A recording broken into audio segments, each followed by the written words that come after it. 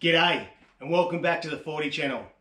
So today we're going to be putting panels on, putting new rubbers on, and on top of that we're going to be stripping panels off an old FJ45 that's been sitting out in the bush forever and a day, spotted by a mate. Anyway, let's get into it. I've got a bit to learn about this 40.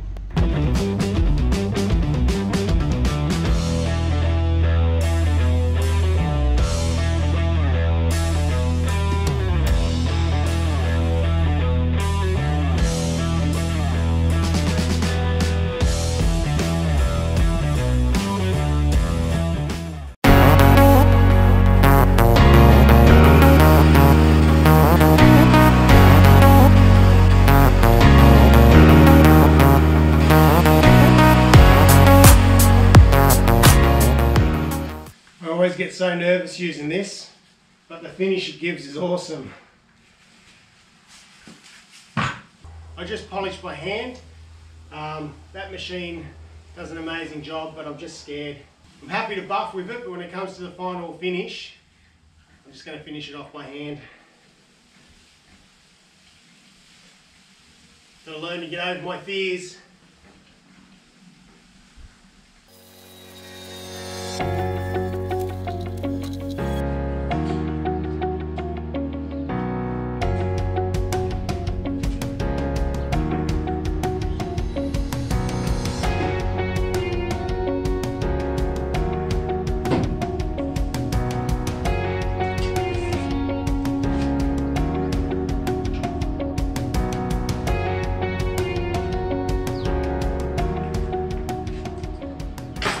To make things a bit easier, we'll screw the two bottom bolts in, leave about a 10mm gap, that way we can slide the fender guard in, and then we can put the two top bolts in after that.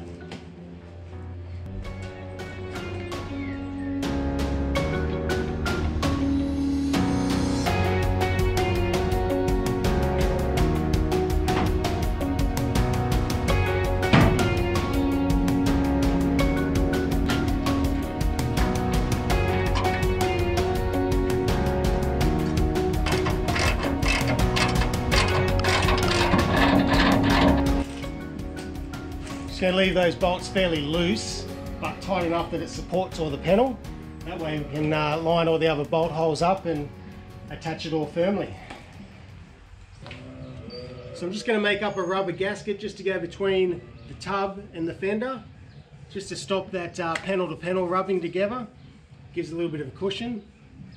Some people have suggested to use nylon washers between it, so it lets the water drain away. Fantastic idea. And I'd be keen to give it a go. I don't have any nylon washers, so I'm going to stick with my rubber gasket idea for the moment. Right, on the bottom of the guard we're going to stick some adhesive foam, just so it gives a nice seal. Again, takes any vibration and that type of stuff out of it, hopefully. So we'll see how we go. We'll put it on and then we'll just trim it all off, mark all the holes out after it's on. I think that'll be a lot easier.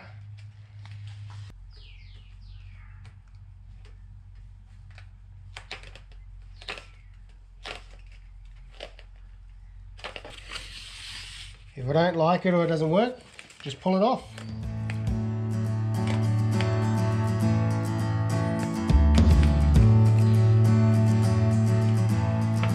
Just get a razor blade and we'll just trim around that all now.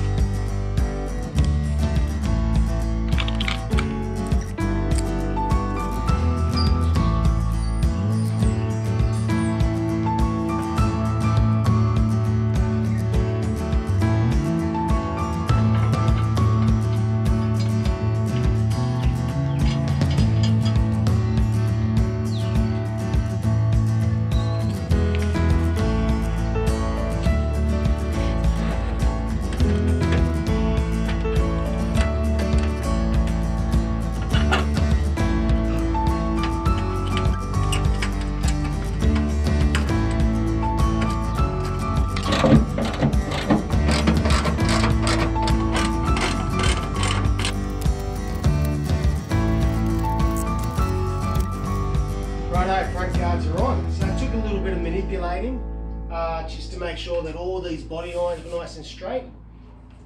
Did them up, undid them, shift them around, hold them in place, do them back up, that type of stuff. Got the new rubber seal under here. I know some people don't agree, but just something that I'm doing, something a bit different, just so that the paintwork's not rubbing on the paintwork. We've got a new rubber seal in here. Mine didn't come with this one. They're supposed to have one there, so I put the new rubber seal in there as well. Plus we put a rubber seal down the bottom here as well. So it's coming together. It's actually starting to look like an FJ40 again. Righto, so the guy that was doing all the repair work on this must have got a bit carried away, because they've actually plug welded these holes up here. They were all stripped out and buggered, so he must have thought they were no good in the time when he was just fixing all the holes in the tub. And now I have to go back and fix it all up. But that's okay, so we'll just use a nutsert gun. We'll drill holes out, put the nutserts in, problem solved.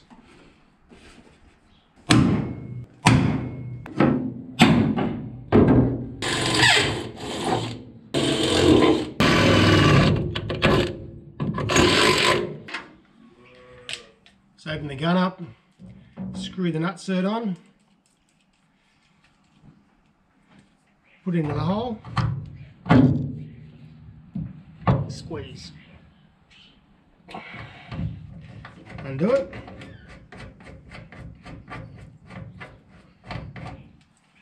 done.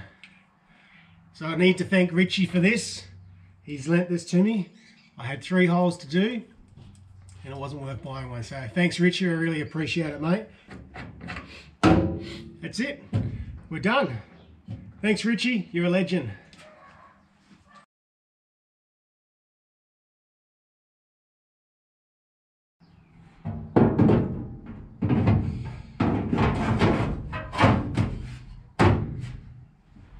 Alright, let's look at putting these side pieces on now. Now I've been collecting seals from all over the world basically. So anywhere I could find all your new weather seals, door seals, window seals, you name it. Every seal I'm going to replace on this vehicle. I pretty much bought all the ones I need now, which is fantastic. And I've got them from all over the world. I had a mate go over to the States middle of last year, which was fantastic, because what he did for me was he brought back a whole stack of stuff from the States. I ordered a whole lot of stuff from City Racer LLC, and I got them delivered to an address over there, and he just brought them all back, which saved me a stack of cash. That was really, really good. So you got to look for these little wins where you can, I suppose. Anyway, let's put these weather seals on, and then we'll put the side up. So included in all the seal kits for the side here, we even have these little ones, which just sit simply straight over the top like that. Right and left. This is a weather seal that goes right around for our side panel. They're not genuine Toyota, but every single bit of detail is in them, so pretty impressed really. You can see that profile is cut out just for that corner there. Simply just pushes on.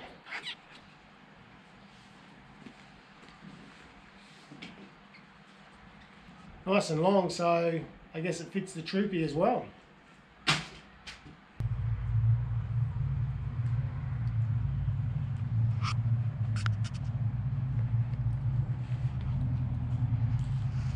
So the kit also comes with the rubber that goes in the top here. This one here. So you can see the profile. All the holes are already in it. Sensational. This is a great little kit. Just going to clean all the threads out first. So Ali is running an M6 tap down the holes. Just sort of try to hold it in place. It curled off. Oh! What did you do that for? Ow. Right, just hold that there. Just hold it in place. Let's just sit there too. Okay.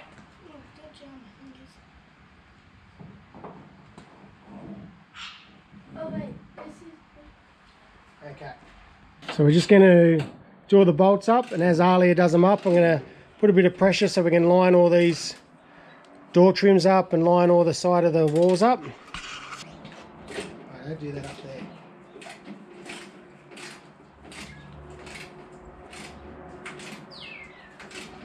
What happened?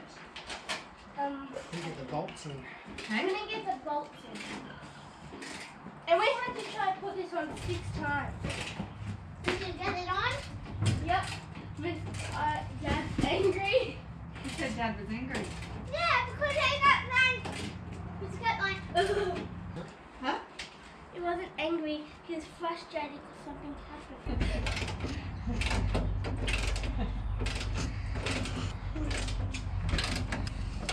You gonna do the next one?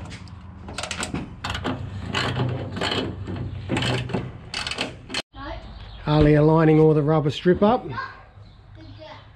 Looking good. Rear roof crossbar. It has a nice rubber mould that sits perfectly around the ends there. So it has these tiny little canoe clips. I was only able to save 2 of these clips when I was stripping the whole thing down. And obviously I need 6.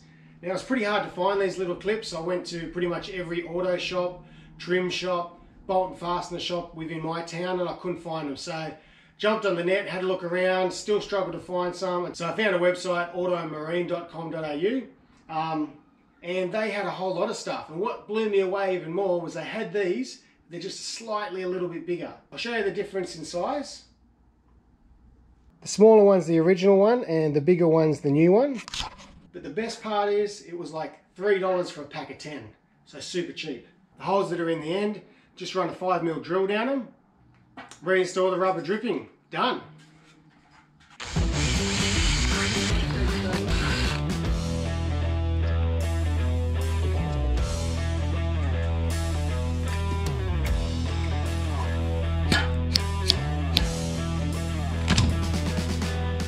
Righto, as quick and simple as that. We'll go and install it on the top of the roof. Let's get Jack involved. There. We're going to have to push, so pull yours open. What? That's it.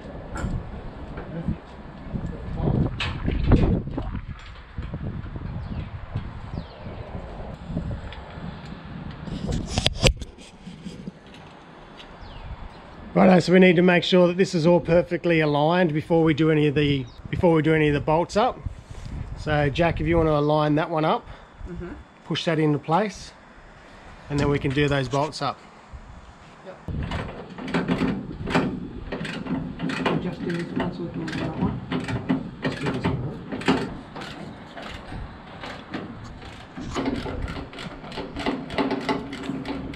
Bolts are done up. We've got our nice rubber seal, all brand new rubber seal in here.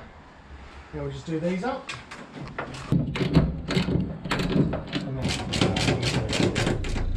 Right, I've had a mate, he's done a bit of scouting for me, and he's found a old troopy that's sitting out on a property at the end of the world, and we're going to go see what we can save off it, and hopefully that'll go to the FJ45 project a bit later on. Let's go check it out and see what we're in for. A couple of hours drive and we'll be there.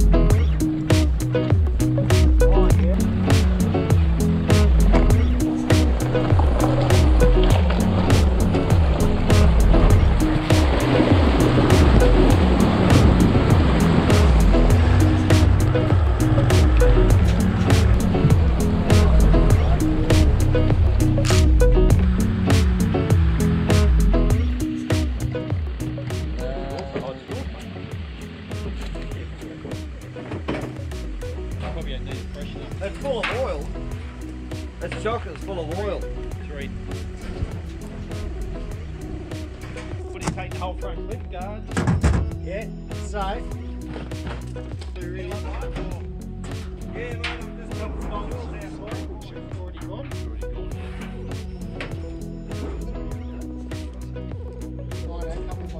Look at that. Look at everything. You can get around. You can get around it one day. Yeah. Foxy's got his own YouTube channel. What is it? It's called the 40 channel. It shows you all how to rebuild. Fair income. Yeah, so Fair income. You get a mention. How to rebuild a 40. Let's introduce Kasani. Kasani's the man that brought the stuff from the States for me. American courier.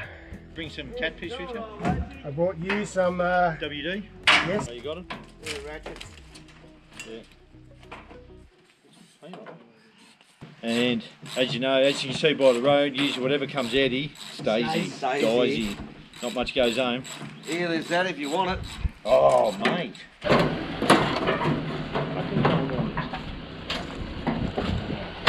There you go.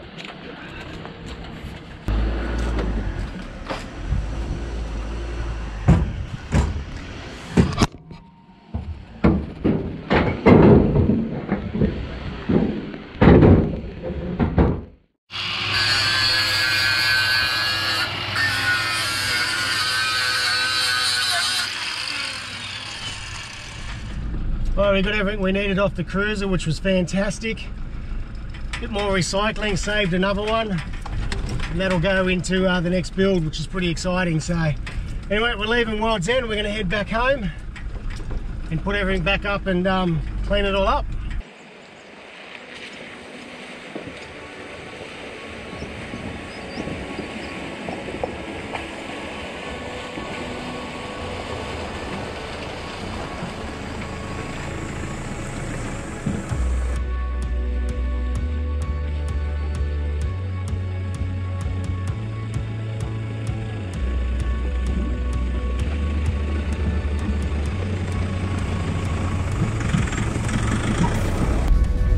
This is the fun part, getting that back out of all the precious gold on the back, all the cruiser parts.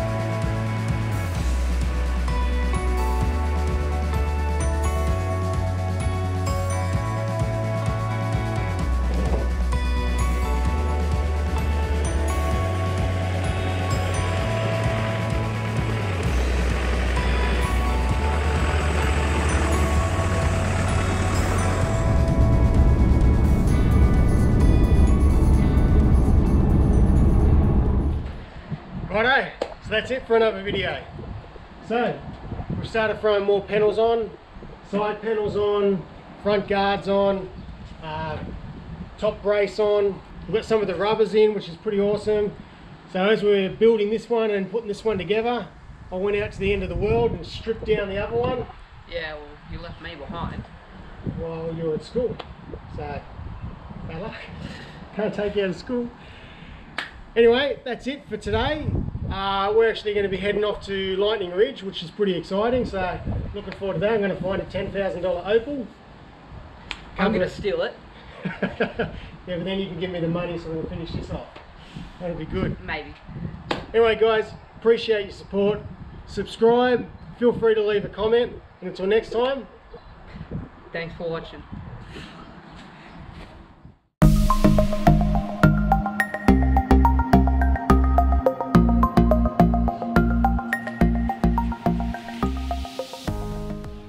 Welcome back to Inspirations. Today on Inspirations, we're going to look at Shane's four-wheel drive story. As a young boy, Shane would often pick up four-wheel drive magazines and watch four-wheel drive DVDs, and he was hooked. He really loved the idea of owning a four-wheel drive and getting out there. And there was one guy in particular that really got him inspired. This bloke's a bit of a legend here in Australia, in the four-wheel drive world, especially in the 40 scene. inspired many Australians. Drives a green 40 series truck and has a bit of a beard, affectionately known as Roofy. It didn't take long for Shane to be inspired. He got his first 80 series Land Cruiser and he hit the trails and started to really enjoy getting out, putting it in low range and exploring around him. But the inspiration of Roofy was always there, and Milo was something that really inspired him to get a 40 series. But it was only at the beginning of this year that Shane was able to get his own HJ47. Shane didn't even have this thing for a day before he started hooking into it. The first thing he did was repaint the roof. He gave it that classic Toyota white. The next thing Shane did was honour his main inspiration in life for four-wheel drives and painted on the side, My Milo. Now he had his own and his adventures would start. For Shane, his HJ47 is a daily driver, 2H with a conversion of a 5-speed. Since owning it, Shane has already added to the old girl ARB bull bar, XTM driving lights, a GME UHF and aerial, 33-inch Cooper STT Pros, custom interior lights, LED tail lights, and max track holders. He went from the extended shackles back to the factory height with the terrain tamer shackles. On top of that, Shane's got a stack of trips he wants to try to do in his old girl, including Tassie and the high country, as well as try to take in as much of Australia as he can.